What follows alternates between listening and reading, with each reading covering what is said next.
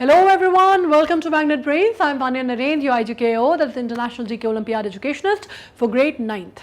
अब जैसे कि आप यहाँ पे टॉपिक पढ़ पा रहे हैं, आज हमारी शॉर्टी नोट सीरीज में हम बात करने वाले हैं एक ऐसे टॉपिक की जिसके बारे में it is like a hot cake, हर आदमी जानता है, हर आदमी बात करता है। आप अगर नहीं भी जानते होंगे तो आपके पेरेंट्स या आपके घर पे मतलब बात तो उसके बारे में ज़रूर होती होगी कि यार फला का पेमेंट होना है यूपीआई से कर दो, है ना, कैश क्या देना भैया, यूपीआई पेमेंट एक्सेप्ट करते हो क्या।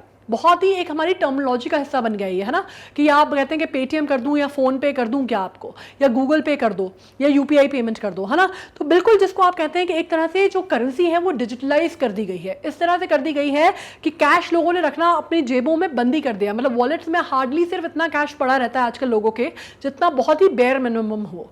मतलब आप ये मान लीजिए कि ये हालत हो गई है करेंसी की, स्पेशली डीमोनेटाइजेशन के बाद या फिर अभी कोविड के सिनेरियो में, कि लोगों ने कैश एक दूसरे को देना लेना तो बंद ही कर दिया है।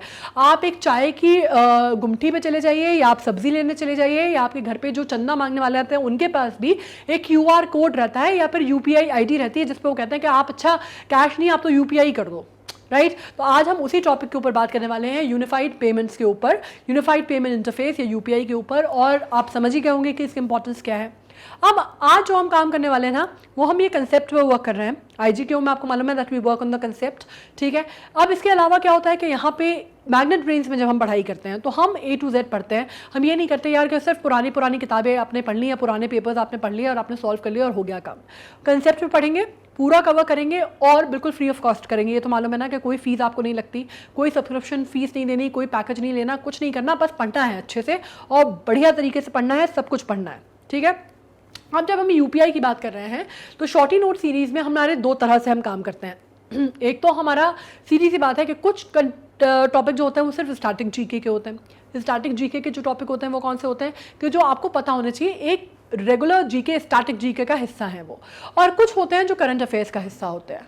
तो ये जो है आज का जो है ये कंटेक्चुअल टॉपिक पे है, डिस्कशन कर रहे हैं हम कि फिलहाल गवर्नमेंट ऑफ इंडिया ने अभी हालिया मार्च में ही, मार्च 2022 में एक नया यूपीआई जो है उनने स्टार्ट किया है। तो अब यूपीआई के बारे में हम पढ़ेंगे, ये तो हमारा स्टैटिक जीके का हिस्सा हो गया, और करंट अफेयर्स का हिस्सा ऐसे हो गया क्योंकि हम कंटेक्चुअल लेवल पे पढ़ेंगे, ठीक है। तो दोनों चीज़ें हैं, इसलिए बहुत अच्छे से समझने की कोशिश इसको करना। अब जैसे मैंने कहा कि कंटेक्स्ट क्या है इसका, कंटेक्स्ट ये है कि अभी 8 मार्च को आरबीआई ने लॉन्च किया है न्यू यूनिफाइड पेमेंट इंटरफेस, ठीक है, और इसको क्या बोला गया है, that has been dubbed as UPI 123 pay, ठीक है। और जब हम बात करते हैं, ये एक फीचर है जो कि फ़ोन यूज़र्स इस्तेमाल कर सकते हैं। यूपीआई आप फ़ोन पे ही करते हैं, ये तो आपको मालूम है। अब बात जब हम आरबीआई की करते हैं, रिजर्व बैंक ऑफ इंडिया की, तो हमें हमारा सेंट्रल बैंक है। हमको मालूम है कि जब आरबीआई का नाम आ जाता है तो हमारी एक जो क्रेडिबिलिटी है, जो साख है उसकी वैसी है कि हमें विश्वास आ जाता है कि भाई ये जो क्रेडिबल एक वो है, क्रेडिबल एक स्टैंडर्ड एक चीज़ होगी, क्रेडिबल है, हमारा पैसा इधर उधर नहीं जाएगा, हमको ये विश्वास हो जाता है। यूपीआई के अलग अलग आईडीज़ भी होते हैं। यूपीआई के आईडी आप देखेंगे तो बहुत सारे, अमेजॉन पे यूपीआई का आईडी बनता है, बाकी जितने वेबसाइट्स हैं सबके अपने अपने, आप एक बात करते हैं, अमेजॉन पे यूपीआई का आईडी बनता है, पेटीएम पे बनता है, फोन पे बनता है, गूगल पे बनता है, सब पे बनता है, राइट। लेकिन अभी जब हम बात करते हैं आरबीआई की, तो आरबीआई की बैकिंग होना अपने आप में बहुत अलग चीज़ है। अब द वॉल्यूम अगर हम बात करते हैं यूपीआई ट्रांजैक्शन का, तो जैसे मैंने कहा कि डीमोनेटाइजेशन के बाद से, और इसको 2016 में, ठीक है। अब आप ये भी समझ लीजिए पहले कि इसकी शुरुआत कहाँ से हुई। डीमोनेटाइजेशन की हम बात करते हैं 2016, है ना। 2016 की वो रात को जब वो आए थे मोदी जी, एकदम वो आपको याद आ जाता है ना टीवी पे रात के 8 बजे, जब उन्होंने 8 तारीख को आके ये बोल दिया था कि भाइयों और बहनों कल से जो है वो लीगल टेंडर बंद किए जाते हैं, 500 के और 1000 के नोट। तो आपको भी याद है, आपको उस टाइम पे तो इतना तो याद होगा, है ना, कि बिल्कुल दिमाग में वो इमेज आ जाएगी कि किस तरह लोग जो है बिल्कुल अपना नोट भागे थे एक्सचेंज करने के लिए, और कैसी कैसी भीड़ हुआ करती थी बैंकिंग में और बैंक्स के बाहर और एटीएम्स के बाहर, और आधी रात को पूरे के पूरे जो देश है उसमें भूचाल सा आ गया था, राइट। तो उस टाइम पे जब ये यूपीआई जब ये लॉन्च किया गया था तो ये बढ़िया बेहतरीन टाइम था, जिसको आप कहते हैं ना बिल्कुल अभी लोहा गर्म है मार दो हथौड़ा टाइप का, बिल्कुल एग्जैक्ट वैसे ही टाइम था ये। और इसके बाद यूपीआई और पेटीएम की तो जो चांदी हुई थी उसके बाद, मतलब भाई साहब पेटीएम तो मतलब उसकी एकदम जिसको बोलते ना उचट के लगने वाली बात थी, बिल्कुल वो हुआ था उसके साथ, है ना। रातों रात पेटीएम का जो मार्केट था वो कहाँ की कहाँ पहुंच गया। तो ये जो डिजिटल पेमेंट है उसकी बात कर लेते हैं। 2016 में हुआ था और सबसे ज्यादा यूज डिजिटल पेमेंट मोड माना जाता है, प्लेटफॉर्म माना जाता है देश में। आज की तारीख में अगर हम बात करते हैं यूपीआई ट्रांजैक्शन की, जो कि ऑलरेडी कहां तक रीच हो चुका है, वो हो चुका है 176 lakh crore. Can you beat that of the current years compare to P41 lakh crore in financial year 21. मतलब कितना बढ़ गया है ये, 41 से आ गया है 76. तो ग्रोथ आप देख रहे हैं, और ये ग्रोथ बढ़ती ही जा रही है और बढ़ती ही जानी है. डिजिटल करेंसी अब नीचे नहीं जाएगी. स्पेशली जब हम बात करते हैं यूपीआई की, तो ये तो रिकॉग्नाइज्ड कुछ भी नहीं है, एक रिकॉग्नाइज्ड मोड है of the UPI, of the money transfer, right. तो इसको तो बढ़ रही है, इसका यूसेज जिसका कम नहीं होगा with the generation that is going ahead.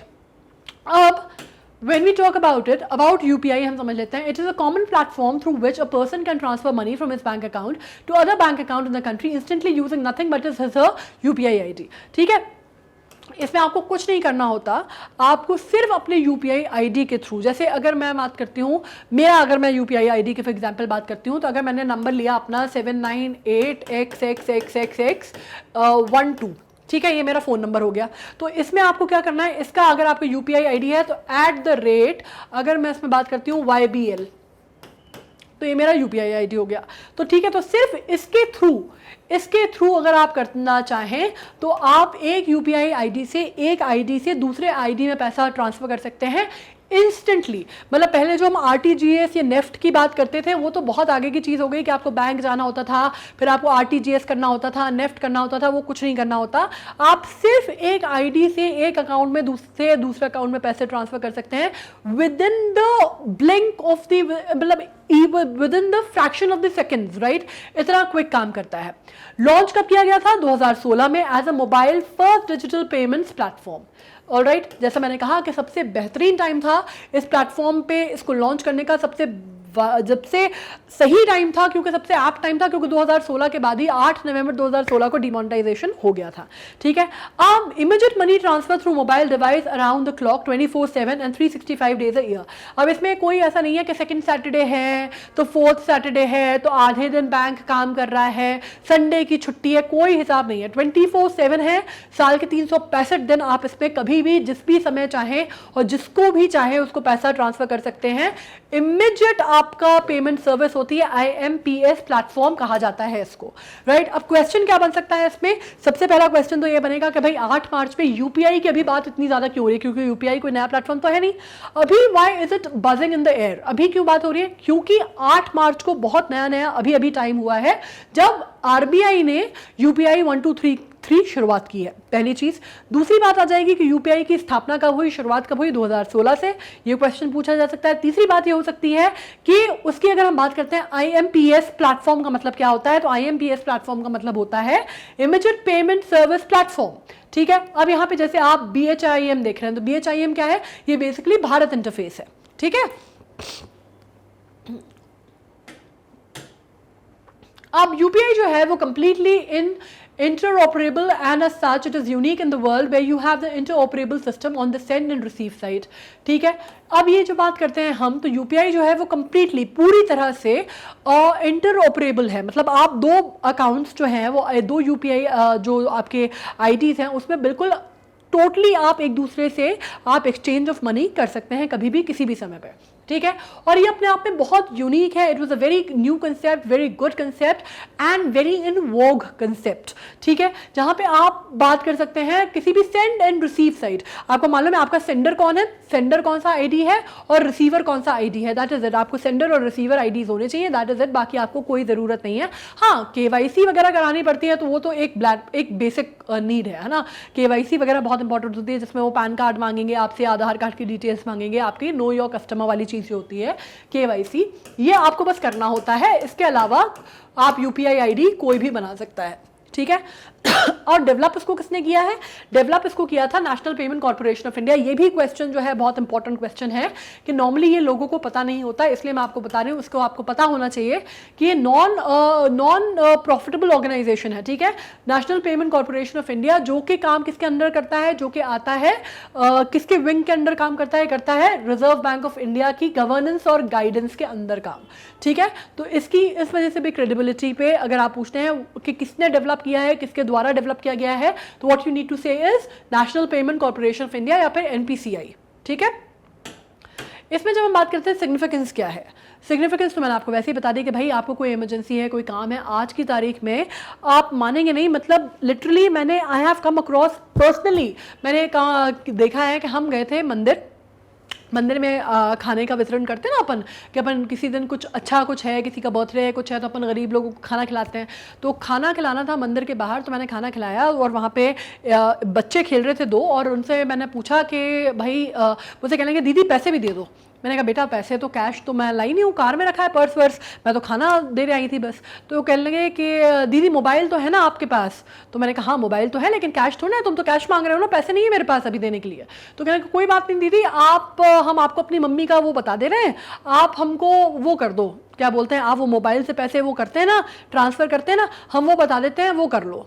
तो आप मानेंगे कि उस बच्चे के पास, वो जो वहाँ पे बच्चे जो खाना मांग रहे थे, जो मतलब आपसे मतलब the children who are employed in the begging part, वो मुझे कहते हैं कि आप हमारी मम्मी का हम आपको बता देते हैं नंबर, आप उस पर पैसे भेज दो तो हमारे पास पैसे आ जाएंगे।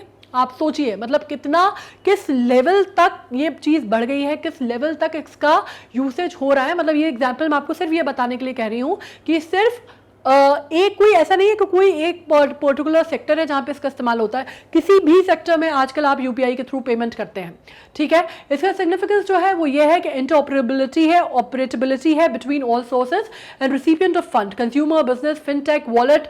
140 मेंबर बैंक्स हैं इसके अंदर, ठीक है। ये भी नंबर आ सकता है कि बैंक कितने होते हैं इसके अंदर।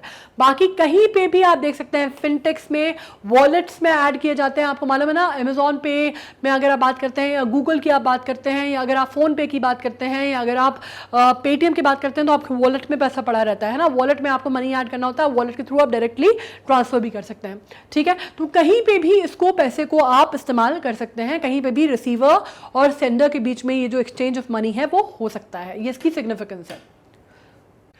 Settled instantly inside the central bank and the fiat money convenience to consumer and merchant and blunted data monopolies, big tech firms have a strong autonomy but weak fiduciary responsibility over customer data. अब ये जो particular term है, इसमें अब जो चीज़ समझ में ने की है वो ये है कि सेटल्ड इंस्टेंटली बहुत जल्दी हो जाता है, इंस्टेंटली है, कोई चीज़ क्रेडिट पे काम नहीं कर रही है, कोई चीज़ इस तरह से काम नहीं कर रही है, लेन देन का व्यवहार जो हो रहा है वो आज नगद कल उधार वाला हिसाब ही नहीं है ना, सब कुछ नगद में हो रहा है, सब कुछ इंस्टेंटली हो रहा है, ठीक है। तो जो बात करते हैं हम सेंट्रल बैंक में सीधे सीधे डिपॉजिट हो रहा है, इसका मतलब फिएट मनी आपको समझने की जरूरत है, ठीक है। फिएट मनी जब हम बोलते हैं तो फिएट मनी का मतलब होता है जो कि गवर्नमेंट के द्वारा सैंक्शन लीगल करेंसी होती है, ठीक है, जो कि कमोडिटी से बैकअप नहीं होती। कमोडिटी मतलब गोल्ड या सिल्वर से बैकअप नहीं होगी, उसको हम फिएट मनी बोलते हैं। जैसे आप मान लीजिए, और फिएट मनी वो भी होती है कि बहुत सही होती है, सेंट्रल गवर्नमेंट के लिए बहुत इंपॉर्टेंट होती है, क्योंकि वो बेटर कंट्रोल दे पाती है उसको इकोनॉमी के अगर हम नजरिए से समझने की कोशिश करते हैं तो, ठीक है, कि उसको ये मालूम है कि भाई कितने जो अमाउंट है, कितना जो बिल है, बिल मतलब जो लीगल टेंडर है, कितने प्रिंट हो रहे हैं।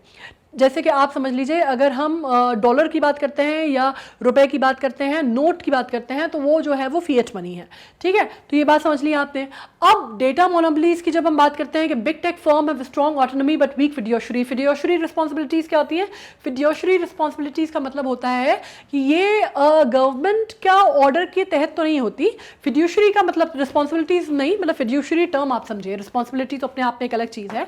ये अगर आप फिड्यूशरी टर्म समझ रहे हैं तो आपको इससे समझ में आएगा, this particular term stands for कि ये एक तरह का ट्रांसफर होता है जो कि ट्रस्ट पे होता है, मतलब जो पे कर रहा है उसका और पेई के बीच का जो ट्रस्ट है, आप एक उस पे वर्क करता है, मतलब पेयर और पेई के बीच का जो ट्रस्ट फैक्टर है उस पे ये फिड्यूशरी काम करता है वर्क। मतलब कैसा हुआ कि इसमें कोई गवर्नमेंट ऑर्डर के हिसाब से नहीं होता। आप जैसे मान लीजिए कि चेक पे पेमेंट किया जाता है ना, चेक्स जैसे है वो फिड्यूशरी का बहुत सटीक एग्जाम्पल है। चेक्स जो दिए जाते थे, है ना, अभी भी दिए जाते हैं, जिसको आप बोलते हैं पीटीसीज। आपने सुने होंगे, अगर आपने पेरेंट्स वगैरह के मुंह से कभी आपने सुने होंगे कि पीटीसी दे दीजिए, तो पीडीसी जो होता है ये फिड्यूशरी मान लीजिए आप इसको, ये चेक्स को भी आप फिड्यूशरी मान लीजिए। PDC, when I talk about PDC it means PDC. तो पीडीसी जब हम बोलते हैं पोस्ट डेटेड चेक, है ना, तो ये ट्रस्ट फैक्टर की वजह से वही आपको समझ में आ गया। तो दोनों चीज़ें जो है कस्टमर डेटा की, और ये जो इन दोनों चीज़ों से आप एक तरह से बोल सकते हैं कि इनको अलग करते हुए डायरेक्ट मनी ट्रांसफर होगा from the sender to the receiver. Got it? ये चीज़ क्लियर हुई, ये इसकी सिग्निफिकेंस है। अब चैलेंजेस की बात करते हैं। Several structural and technological challenges include cyber fraud, transaction cost, communication infrastructure, awareness and adoption.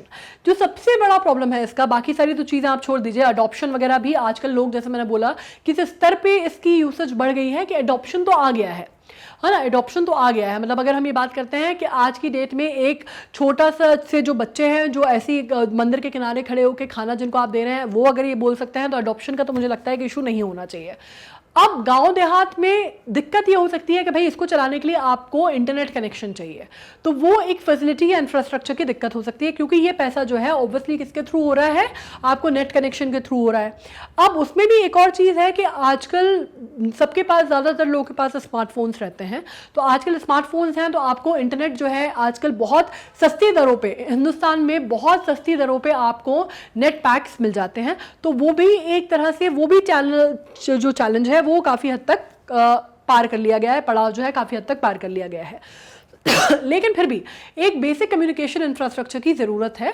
कई बार स्पीड नहीं आती, कई बार जो है वो पैसा जो है वो वॉलेट में चला जाता है, कई बार ये होता है कि पैसा तो कट गया, आपके अकाउंट से भी कट गया, पेई के अकाउंट में नहीं पहुंचा, फिर उसको 24 घंटे का टाइम लगता है ट्रांजैक्शन को, हैसल को सॉल्व होने में। तो ये चीज़ें जो हैं ये उसकी एक थोड़ा सा नेगेटिव साइड है, लेकिन वो पैसा आपका कहीं जाता नहीं है, वो आ जाता है। सबसे बड़ी जो प्रॉब्लम अगर जो लगता है वो ये है कि एक तो आपका साइबर फ्रॉड होता है। ठीक है, साइबर फ्रॉड मतलब क्योंकि हर चीज़ इंटरनेट पे है, एवरीथिंग इज आउट देयर, तो आपको मालूम है कि साइबर क्राइम्स का जो वो है वो बहुत बढ़ गया है, गतिविधियां बहुत बढ़ गई हैं। आपको मालूम है कि दैट इज़ वाई वो बार बार आपको बोलते हैं कि भाई आपको अपना CVV किसी को नहीं बताना है ना। बार बार आपने सुना होगा that you don't have to share your CVV और you don't have to share your OTP with anybody, है ना। तो आपको ये सब बोलते हैं कि भाई कभी भी आपसे OTP नहीं मांगेगा, कभी भी आपसे CVV नहीं मांगेगा, है ना। आजकल ये फ्रॉडुलेंट केसेस बहुत आने लगे हैं जहाँ पे आपने कॉल किया और हैकर्स ने हैक कर लिया आपका अकाउंट और आपका ID जो है हैक कर लिया और पूरा अकाउंट का जो पैसा है वो निकल गया।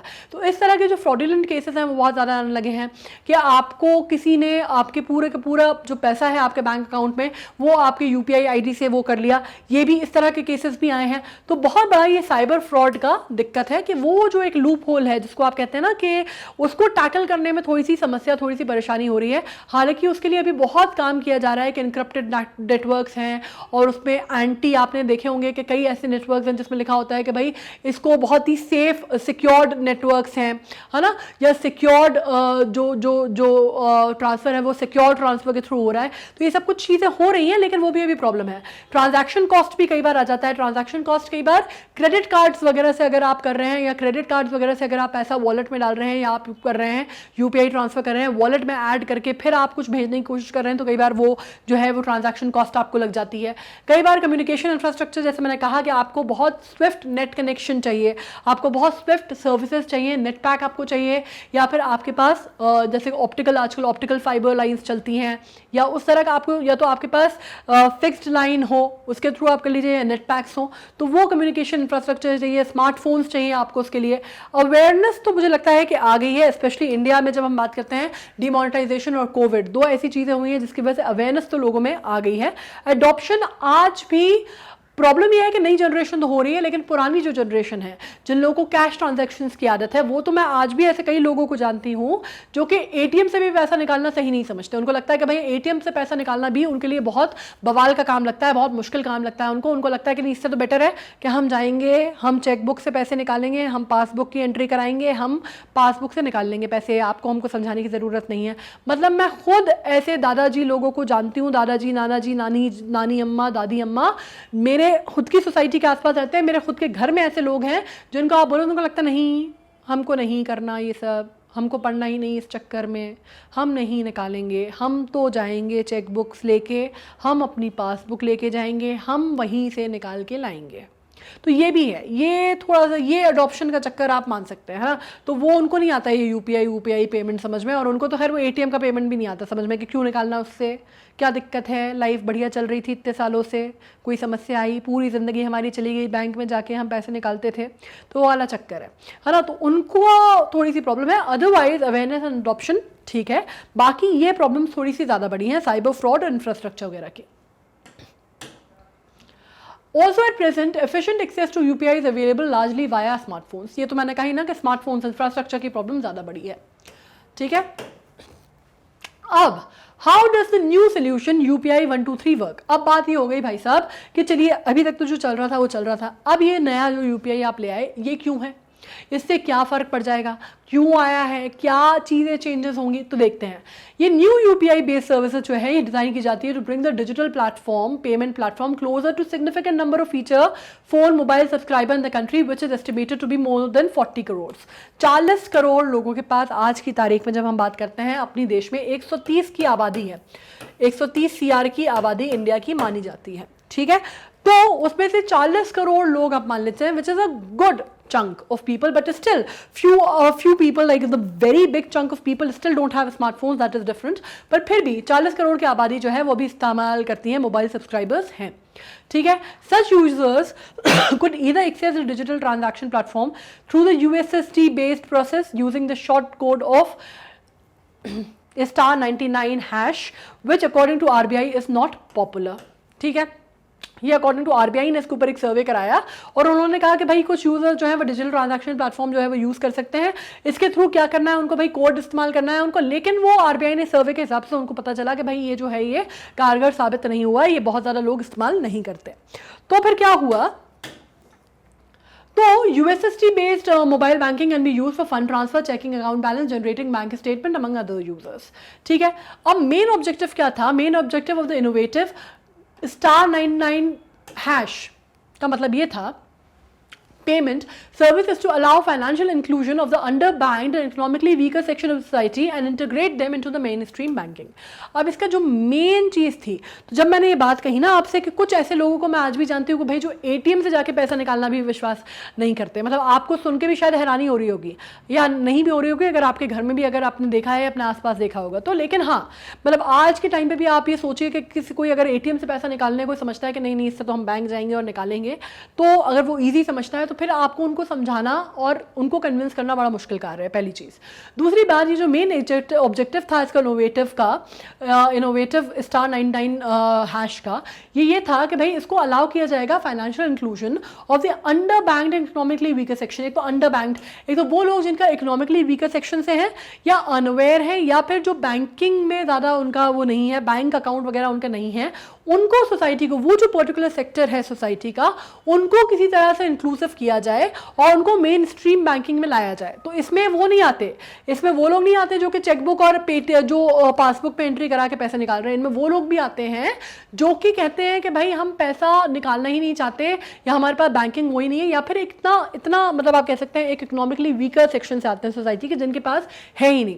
जैसे मैंने उन दोनों बच्चों की बात की आपसे, है ना, उनके पास मुझे नहीं लगता कि बैंक अकाउंट इस तरह का कोई होगा, या मे बी अभी जब हमने बात की थी PM मोदी ने इसमें बहुत सारी बातें की हैं, जो जीरो बैंक बैलेंस अकाउंट वो सब है तो उसके द्वारा खुला होगा, लेकिन उस तरह का जो सेक्शन है सोसाइटी का, उनमें अवेयरनेस और इंक्लूजन लाने के लिए ये चीज़ें की जा रही हैं और वो कारगर भी साबित हो रही हैं। That shows, the example shows, right, the example speaks of itself.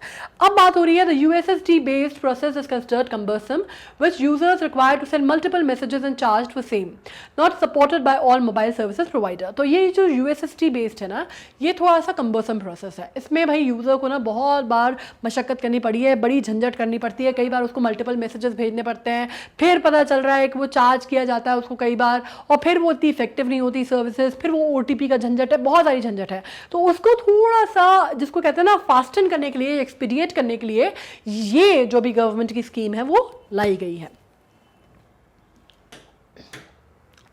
अब इसके साथ ये जो USSD के साथ जो प्रॉब्लम्स आ रही थी और जो कम्बर्सम प्रोसेस था, उसको ईजी करने के लिए या ले आउट करने के लिए क्या किया है, अब ये जो UPI 123 पे है, इससे क्या होगा, ये feature phone user will be required to go through an onboarding process where they have to link their bank account to their feature phone and set a UPI pin. UPI pin के through होता है ना, मतलब आपको एक UPI pin देना होता है, आपने UPI कोई ट्रांसफर किया तो उसमें फटाक से आ जाता है कि आपको UPI पिन देना होता है। आपको UPI पिन KYC करने के बाद, आपने जैसे KYC की, KYC आपकी एक्टिवेट हो गई, आपका UPI ID बन गया, ठीक है। अब UPI ID बनने के बाद वो आपसे पूछते हैं कि भाई आपको सेट पिन करना होता है, जैसे हम फेसबुक पे या बाकी उसमें जगहों पे हम पासवर्ड सेट करते हैं ना, उसी तरह आपको पिन सेटअप करना पड़ता है, जैसे ATM में भी होता है। तो आपने जैसे ही अपना UPI पिन जो है सेट कर लिया, तो उसके बाद क्या होता है, आपने कोई भी अकाउंट, जैसे A से आपने B में ट्रांसफर किया अमाउंट, तो जैसे आपने जो भी अमाउंट ट्रांसफर किया, आपने अमाउंट लिखा, उसके बाद आपने ओके किया, उसके बाद वो आपसे फटाक से पूछेंगे पिन, तो आपने जो भी आपका पिन है आपने वो पिन डाला, जैसे कि क्रेडिट कार्ड्स में भी डाला जाता है, डेबिट कार्ड जब आप स्वाइप करते हैं तब भी डाला जाता है। फॉर एग्जांपल आपका XXXX आपका पिन है, या 00 मान लेते हैं अपन, ये आपका पिन है, ठीक है। तो जैसे ही आपने पिन डाला, विद इन सेकेंड्स आपके पास मैसेज आ जाएगा, एक टिक आ जाएगा आपके पास ग्रीन कलर का, कि अब आपको पता चलेगा कि आपका जो पैसा है वो चला गया है, अगले के अकाउंट पे पहुंच गया है, ठीक है। इंस्टेंटली आपके पास ग्रीन एक टिक आ जाएगा, जिससे आपको पता चल जाएगा कि आपका पैसा ट्रांसफर सेफली हो गया है। अब अगर कई बार ये दिक्कत होती है कि यहाँ पे जो होता है, it is taking the transaction is taking time, है ना। अब ये ट्रांजैक्शन अगर टाइम ले रहा है तो मतलब ये आपके बैंक्स के थ्रू आएगा, और ये पैसा जो है कहीं नहीं जाएगा, ये आपके बैंक में या तो आपके पास रिवर्स आ जाएगा, ठीक है। एक टाइम स्पैन होता है, कई जगह पे 24 आवर्स होते हैं, कहीं पे 48 आवर्स होते हैं, डिपेंडिंग। या तो ये पैसा जो आपका कटा है वो आपके ही अकाउंट में वापस रिवर्स हो जाएगा, या फिर एक पर्टिकुलर टाइम पीरियड में जो भी ग्लिच होगा वो वर्कआउट कर लिया जाएगा और सामने वाले के पास ट्रांसफर हो जाएगा। Got it. तो आपका पैसा कहीं नहीं जा रहा, it is a safe transfer. तो एक बार ये हो गया, ये क्लियर हो गया। डेबिट कार्ड और ऑथेंटिकेटिंग ट्रांजैक्शंस।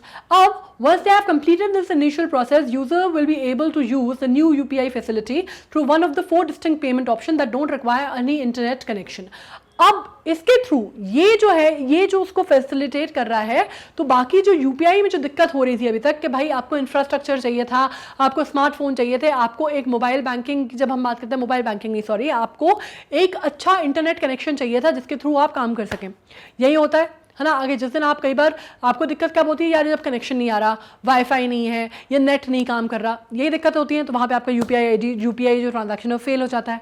अब यहीं पे कहानी में ट्विस्ट है कि ये जो यूपीआई 123 है, इसके थ्रू क्या होगा कि ये जो यूजर है, जब एक बार ये केवाईसी का आपका पूरा प्रोसेस हो गया कि उसने जो अकाउंट है वो ऐड कर लिया, यूपीआई पिन सेट कर लिया, अब वो कंप्लीट कर लिया, जब उसने इनिशियल प्रोसेस ऑफ रजिस्ट्रेशन जब प्रोसेस कंप्लीट कर लिया, तो यूजर को क्या करना है, उसको अपनी नई यूपीआई वो यूज कर सकता है। 4 माध्यम उन्हें दिए हैं डिस्टिंक्ट पेमेंट के मोड्स के थ्रू, उसके थ्रू ये कर सकता है। And they don't require an internet connection. ये सबसे इंपॉर्टेंट बात है इसकी, ठीक है। आपको ध्यान ये रखना है सबसे ज्यादा, बाकी तो आपने समझ लिया यूपीआई कैसा वर्क करता है। Once they have completed this initial process, user will be able to use through one of the 4 payment options that don't require internet connection. और अब हम बात कर लेते हैं कि वो कौन कौन से हैं।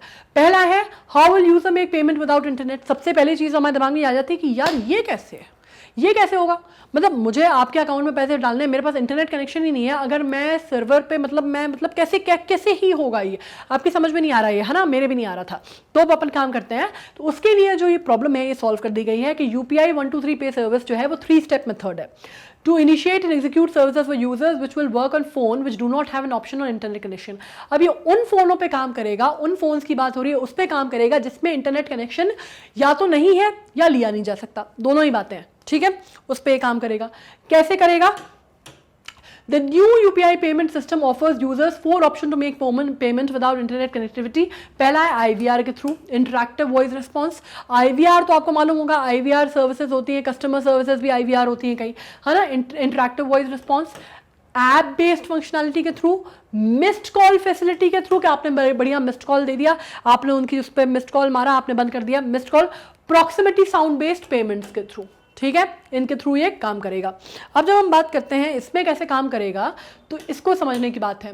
यूजिंग द IVR ऑप्शन, अगर हम IVR ऑप्शन की बात करते हैं, user would be required to initiate a secured call from their feature phone to the predetermined IVR number and complete UPI onboarding formalities to be able to start making financial transactions like money transfer, mobile recharge, EMI repayment, balance check among others, ठीक है। वो IVR के through हो जाएगा कि IVR option अगर आपने use किया तो रिक्वायर्ड इनिशिएट सिक्योर्ड कॉल होगा, वो सिक्योर्ड नेटवर्क पे सिक्योर्ड कॉल होगा, और उसके बाद क्या होगा, उसका जो फीचर फोन है उसमें आपको प्री डिटरमिन्ड IVR नंबर पे आप कॉल कर सकते हो। वो होते हैं ना टोल फ्री नंबर लिए होते हैं, टोल फ्री नंबर पे आपको कनेक्ट करना होता है, जैसे बैंक्स के भी टोल फ्री नंबर दिए होते हैं या कोई भी कस्टमर केयर के टोल फ्री नंबर दिए होते हैं, उसी तरह का IVR नंबर होगा जिसमें जो भी आपको फैसिलिटी स्टार्ट करानी है, जो भी आपको करना है, आपको फोन पे बात करके वो कंप्लीट करना पड़ेगा, ऑनबोर्ड फॉर्मेलिटीज जो आपको कंप्लीट करनी पड़ेंगी। उसके थ्रू आप क्या कर सकते हैं, उसके थ्रू आप कर सकते हैं कि आप फाइनेंशियल ट्रांजैक्शंस भी कर सकते हैं, किस तरह के, जैसे आपको मनी ट्रांसफर करना है वो कर सकते हैं, आपको मोबाइल रिचार्ज कराना है वो कर सकते हैं, EMI ऑप्शन है, EMI का रीपेमेंट करना है आपको, आप वो कर सकते हैं, आपको बैलेंस चेक करना है वो कर सकते हैं, है ना। जिस तरह की आप समझ सकते हैं कि बिल्कुल कस्टमर केयर पे जैसे अपन बात करते हैं IVR पे, वो वाली बात हो गई, ठीक है। दूसरी, missed call facility will allow users to access their bank account and perform routine transactions such as receiving, transferring funds, regular purchases, bill payment, etc. by giving a missed call on the number displayed at the merchant outlet. The customer will receive an incoming call to authenticate the transaction by entering UPI PIN. अब क्या होगा, जैसे कोई आप गए, आपको कहीं पे पेमेंट करना है और वहाँ पे मर्चेंट आउटलेट है, वहाँ पे भाई उसने लिखा हुआ है give a missed call on this number, है ना, बोल्ड में उसने लिख दिया give a missed call on this number. आपको भाई परफॉर्म करना है, आपको अपना जो पैसा ट्रांसफर करना है, जो भी करना है, आपने उस अपने जो रजिस्टर्ड मोबाइल नंबर है जो आपके उस आधार से लिंक्ड है जिसपे आपने अकाउंट बनाया है, आप उस रजिस्टर्ड नंबर से मिस्ड कॉल मारेंगे। मिस्ड कॉल जैसे ही आपने दी, आपको वहाँ से कॉल बैक आएगा, आपको डेस्क से कॉल बैक आएगा और वो आपसे ऑथेंटिकेट करने को बोलेंगे यूपीआई पिन। ठीक है, आपने एक बार यूपीआई पिन ऑथेंटिकेट किया तो जो भी आपका ट्रांजैक्शन है वो as swiftly as it could be वो हो जाएगा। ठीक है, they could also install an app on their feature phone through which several UPI functions available on a smartphone will be available on their feature phone except scan and pay feature which is currently not available। अब ये बात हो रही है, जैसे मैंने कहा कि स्मार्टफोन पे तो चल ही जाते हैं, है ना, उस पर तो नॉर्मल जो यूपीआई था वो भी चल जा रहा था। अब जो ये नया आया है ना यूपीआई 123, इसका एक और फीचर ये है कि ये नॉर्मल फीचर फ़ोन पे भी चल जाएगा, मतलब जो स्मार्टफोन नहीं भी होगा उसमें भी चल जाएगा और सारे फंक्शंस काम करेंगे। किस बेसिस पे, जैसे मैंने कहा, आपसे IVR के पे कर सकते हैं या फिर आपको मिस्ड कॉल वाले से कर सकते हैं या फिर साउंड वेव से कर सकते हैं, उस तरह की सेटिंग्स पे काम कर जाएंगे। सब कुछ जितने फीचर्स होते हैं सब आप कर पाएंगे, जितने आपको ट्रांजैक्शंस करने हैं आप सब कर सकते हैं। आपको अगर पैसा ट्रांसफ़र करना है आप कर सकते हैं, सेंडर रिसीवर अमाउंट हो सकता है, सब कुछ हो सकता है एक्सेप्ट फॉर एक फीचर जो आपको मालूम है कि QR कोड स्कैन करके जो पे करने वाला फीचर होता है ना, वो फिलहाल स्टार्ट नहीं हो पाया है क्योंकि वो ऑफलाइन सर्विस उसमें देना थोड़ा सा मुश्किल कार्य है, तो अभी वो स्कैन एंड पे फीचर नहीं स्टार्ट हुआ है। उसके अलावा बाकी आप जो भी नॉर्मल ट्रांजैक्शंस हैं सेंडर और रिसीवर लेवल पे, वो आप अपने नॉर्मल फीचर फ़ोन से भी कर पाएंगे। ठीक है, ये इसकी एक वो है क्या बोलेंगे, इसकी क्वालिटी है। इसके अलावा अपन बात कर लेते हैं नेक्स्ट पे, और फाइनली अब हम बात कर लेते हैं, जैसा कि मैंने कहा, एक प्रॉक्सिमिटी साउंड बेस्ड, मतलब मैंने वही कहा ना, आपको साउंड वेव के थ्रू भी आप पेमेंट कर सकते हैं। अब ये कैसे होगा, ये आप एक सिंपल उसमें समझ लीजिए, तो जैसे कि अपन एक ब्लूटूथ से कनेक्ट करते हैं ना डिवाइसेस को, राइट, ब्लूटूथ से जब अपन दो डिवाइसेस को कनेक्ट कर लेते हैं तो किस तरह से काम करता है वो, है ना, बिल्कुल उसी तरह से, उसी तरह का कंसेप्ट आप समझ लीजिए। एग्जैक्टली वो नहीं है, मैं आपको सिर्फ एक एग्जांपल के तौर पे समझा रही हूँ कि इसमें भी वही चीज़ होगी कि proximity sound based payment options भी होंगे। ठीक है, जिस तरह मैंने आपसे कहा कि मिस्ड कॉल होगा या IVR होगा, उसी तरह साउंड वेव को भी वो वर्क करके प्रॉक्सिमिटी जो साउंड वेव है उस पर भी वर्क कर सकता है। मतलब कि आपने जैसे किया कि कोई भी वेंडर है या मर्चेंडाइज है जहाँ पे आप खड़े हैं और वहाँ पे है, और उस पे जैसे आपने फॉर एग्जांपल आपने ब्लूटूथ आप स्टार्ट करते हैं, राइट, तो आप डिवाइस एक दो डिवाइस आपस में कनेक्ट कर लेते हैं। उसी तरह साउंड वेव के बेसिस पे या प्रॉक्सिमिटी के बेसिस पे कि आप कितने पास हैं, एक दायरे में ही होगा ऑफ कोर्स, ऐसा नहीं हो सकता कि आप यहाँ बैठे हैं और आप बिल्कुल 100 किलोमीटर दूर कर लें, ऐसा नहीं होगा। प्रॉक्सिमिटी के आधार पे होगा, कितना डिस्टेंस है उसके आधार पे होगा, लेकिन आप बिल्कुल उसी तरह जो अपने फंड्स हैं, पैसा है, वो ट्रांसफ़र कर सकते हैं। अब इसको आप हर तौर पे कर सकते हैं except for as I said scanning को छोड़ के आप बाकी सब कुछ कर सकते हैं। नाउ ये पूरी तरह कॉन्टैक्टलेस होगा और ऑफलाइन होगा। अब इसमें हम ये बात करते हैं कि इससे फ़ायदा क्या है लोगों को। बहुत सी बातें हुई हैं कि स्मार्टफोन चलिए बहुत लोगों के पास है, लेकिन हमारे यहाँ जो 40 करोड़ यूज़र्स हैं जो कि अभी यूज़ करते हैं मोबाइल फ़ोन या मोबाइल नेटवर्क्स को, उनके पास, सबके पास स्मार्टफोन में ज़रूरी नहीं है। स्पेशली जो थोड़े से डिप्राइव्ड एरियाज़ में हैं उनके पास, या ओल्डीज़ हैं उनके पास, या मे बी जो इकोनॉमिकली वीकर क्लास है, सेक्शन है, उनके पास, they don't know how to use the gadgets, they don't know how to use the smartphones and the devices. तो ये उनके लिए थोड़ा सा जो कहते हैं ना कि थोड़ी सी ईजी टू हैंडल डिवाइस पे भी काम करेगा, आपको उतना कॉम्प्लिकेटेड नहीं है। स्मार्टफोन्स अभी भी टच स्क्रीन वाला जो होता है, अगर आप किसी को दे देते हैं जो कि आपके घर के बड़े बुजुर्ग हैं, तो उनको आज भी दिक्कत होती है जैसे कि आपको कीपैड वाला फ़ोन जो होता है वो बेस्ट होता है। यार ये सब नहीं समझ में आता, कुछ भी दब जाता है, कुछ भी हो जाता है, कुछ भी खुल जाता है, कुछ भी बंद हो जाता है ना, तो उस पर बहुत अच्छा काम करेगा, तो वो एक प्रॉब्लम थोड़ी सी दूर हो जाएगी।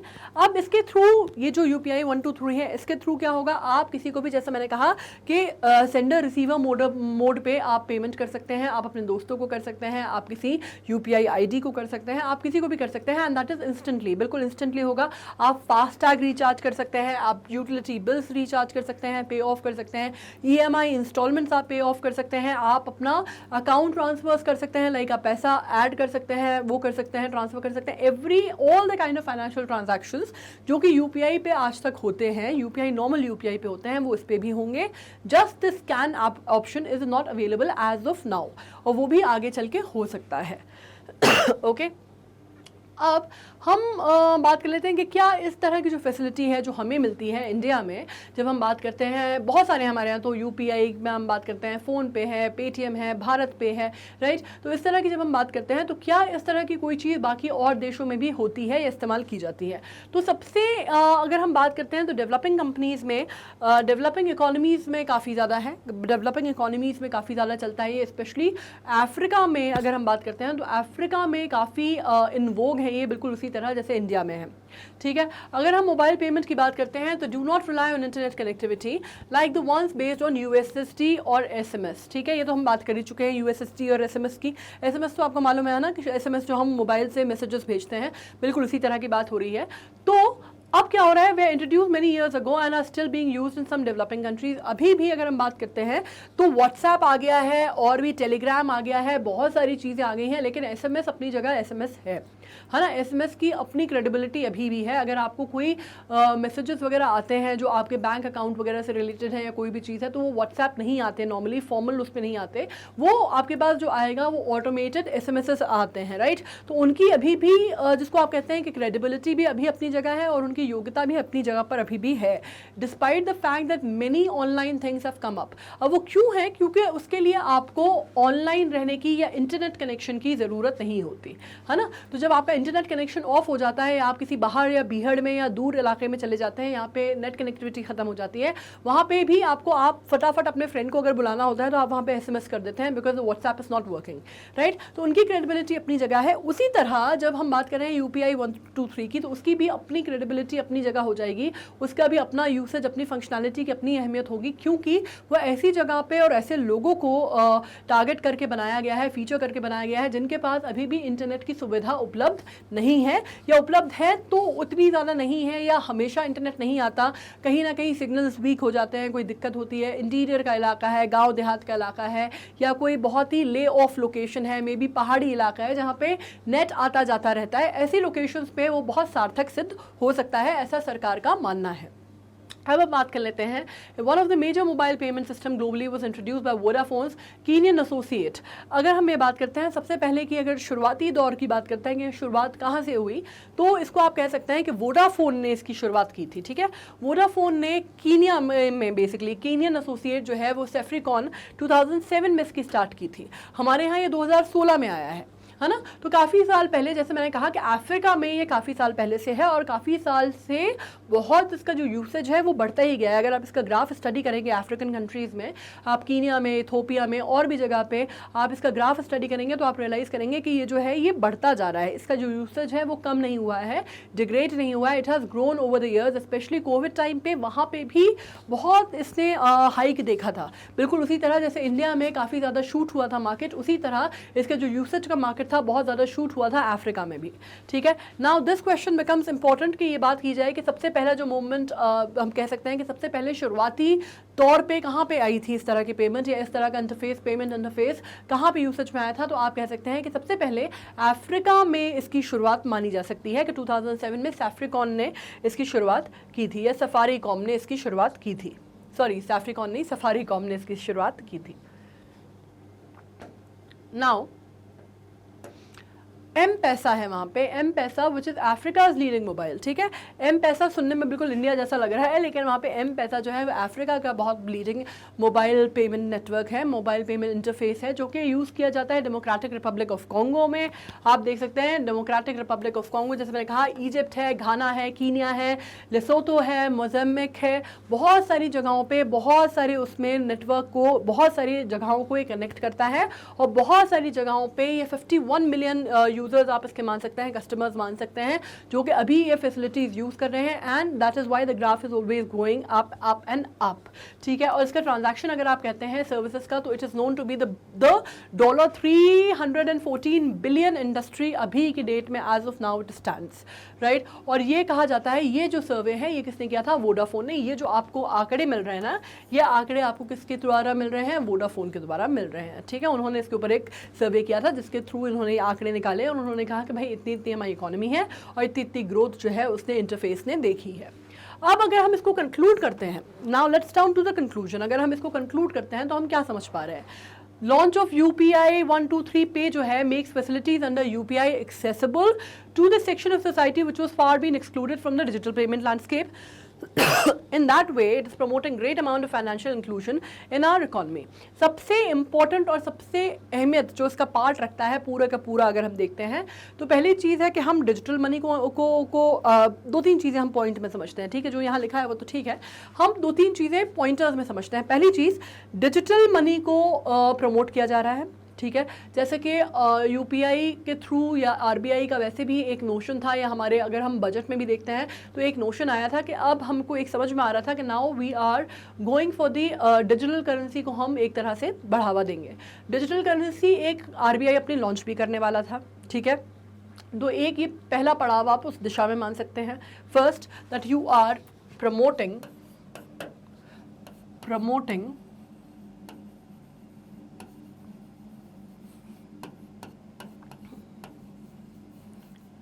डिजिटल मनी, ठीक है, first thing.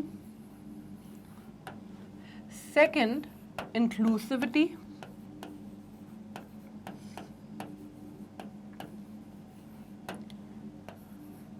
Third, no hassle and fast money, ठीक है। फोर्थ,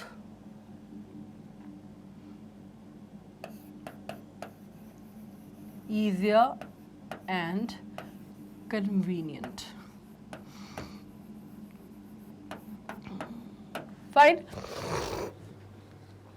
अगर हम ये चार एस्पेक्ट पे बात करते हैं तो सबसे पहली बात, हम डिजिटल मनी को प्रमोट कर रहे हैं।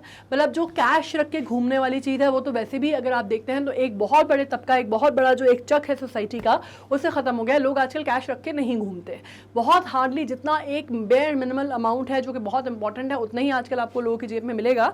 अदरवाइज लोगों ने कैश रखना के चलना ही बंद कर दिया है। Apart from of course I am not talking about the exception, but I am talking about the younger generation, I am talking about the newer generation of people. उनकी बात हो रही है। या तो प्लास्टिक मनी पे आ गए हैं हम, या डिजिटल मनी पे आ गए हैं। प्लास्टिक मनी मतलब क्रेडिट कार्ड, डेबिट कार्ड, है ना, या फिर हम डिजिटल मनी पे आ गए हैं। या फिर अगर हम बात करते हैं इंक्लूसिविटी, इंक्लूसिविटी एक बहुत बड़ा टॉपिक है, क्योंकि ये उस सोसाइटी को भी उस क्लास ऑफ सोसाइटी को भी इंक्लूड करेगा इसके थ्रू जिनके पास स्मार्टफोन्स नहीं है, या कि बहुत ज़्यादा, जो कि आप कह सकते हैं ना, जिस तरह की हम लैंग्वेज में बोलते हैं, जो कि बहुत ज़्यादा टेक सैवी नहीं है, राइट, बहुत ज़्यादा टेक सैवी नहीं है, या टेक्नो गीक नहीं है जिनको हम बोलते हैं ना। हालांकि टेक्नो गीक या टेक सैवी होने की ज़रूरत नहीं होती आज की डेट में स्मार्टफोन चलाने के लिए, but still you understand what I mean, right. कि अगर आपके पास एक नॉर्मल सा सिंपल सा हैंडसेट है, एक नॉर्मल सा फीचर फ़ोन है, तो आप उस पर भी काम कर सकते हैं, ठीक है। तो एक वो वाली चीज़ खत्म हो गई। तीसरी बात ये आ रही है कि भाई एक तो बहुत इजी और कन्वीनियंट है। इजी और कन्वीनियंट क्यों है? मतलब अगर आप और मैं भी, अगर हम बहुत ही हाईटेक स्मार्टफोन्स चलाते हैं, लेकिन हमारे लिए भी वो इजी और कन्वीनियंट इसलिए है क्योंकि कुछ ऐसी जगहें होती हैं कहीं ना कहीं हिंदुस्तान में, भाई अभी हिंदुस्तान में आप कुछ भी कहिए, ऐसी जगह तो नहीं है कि कहीं पे कोई भी ऐसा व्यक्ति तो नहीं है जिसको ये कभी नहीं हुआ कि यार यहाँ पे नेटवर्क नहीं आ रहा। ये इशूज़ तो होते हैं हमारे साथ ना, कई बार हो जाते हैं। आप कहीं सफारी पे गए हैं, वहाँ पे नेटवर्क नहीं आ रहा। आप कहीं पहाड़ों पे चले गए हैं, वहाँ पे नेटवर्क नहीं आ रहा। आप कहीं बहुत ऑफ ले में चले गए हैं जहाँ पे टावर वावर सिग्नल विग्नल की दिक्कत है, वहाँ पे नेटवर्क नहीं आ रहा। कई बार तो बेसिकली अपने घर पे नेटवर्क नहीं आता, सब कुछ बढ़िया चल रहा है, पता चला नेटवर्क डाउन है, सर्वर डाउन है। आप देखेंगे तो आपको पता चलेगा सर्वर डाउन है, ठीक है। तो ऐसे भी जो इशूज़ होते हैं, तो उसकी वजह से अगर आपको पेमेंट कहीं करना है तो कम से कम आपका जो पेमेंट है या आपको जो पैसा ट्रांसफ़र करना है वो नहीं रुकेगा, है ना। तो मतलब अगर अब वो वाला जो झंझट है ना कि यार सर्वर डाउन है, पैसा नहीं जा रहा है, पता चला कि it is taking longer time then expected, फिर आप सर्वर डाउन हो गया, फिर आप एग्जिट कर गए, ये झंझट नहीं होनी है, ठीक ठीक है, वो इजी कर दिया उसने काम, कन्वीनियंट भी कर दिया। उसके अलावा अगर हम बात करते हैं no hassle fast money, basically आपको ये मालूम है कि जो एक अकाउंट से दूसरे अकाउंट में ट्रांसफर होने में इट इज़ 24/7 काम करेगा, 365 डेज ईयर काम करेगा। और आपको ये नहीं करना है कि भाई अभी आपने पैसा ट्रांसफर किया और वो 12 घंटे बाद आ रहा है, 24 घंटे बाद आ रहा है, 48 घंटे बाद आ रहा है, प्रोसेसिंग हो रही है, कुछ नहीं हो रहा है। या पहले क्या करते थे ये लोग जो स्मार्टफोन यूज़ नहीं करते थे या इस तरह से नहीं करते थे या नेट बैंकिंग वगैरह भी यूज़ नहीं करते थे, यूपीआई यूज़ नहीं करते थे, ये क्या करते थे, ये बैंक जाते थे, फिर वहाँ से या तो ड्राफ्ट बनवाते थे, ड्राफ्ट आजकल नहीं भी बनाओ तो आप चलो नेफ्ट करते थे, आरटीजीएस करते थे, आपको उसके चार्जेस पे करने पड़ते थे, उसके थ्रू होता था। या फिर अगर आपने किसी से कहा करवाने को तो उस भी तरह की सर्विस होती है कि भाई आपने आगे मनी ट्रांसफ़र कराया तो आपके जो कुछ सरचार्ज है, पेमेंट है, कुछ कट गया। तो ये सब भी नहीं है, बहुत कन्वीनियंट हो गया है उस तरह से, ठीक है। तीसरी बात यह है कि आप डिजिटल प्लेटफॉर्म को बहुत बड़ा बना रहे हैं नाउ। एक जो आप एक तरह का ट्रांसपेरेंसी है इसमें, है ना, जो कैश ट्रांजैक्शंस में कई बार ट्रांसपेरेंसी नहीं होती, अकाउंटेबिलिटी भी आ जाती है इसमें। जैसे मैंने कुछ चीज़ खरीदी मैंने किसी से कोई चीज़ खरीदी, हार्डली आई वो 25-30 रुपए की, ठीक है। 25-30 रुपए के लिए भी आजकल यूपीआई ट्रांजैक्शन हो जाता है। एक्चुअली मैं खुद भी करती हूँ तो मैं क्या मतलब हो जाता है, राइट।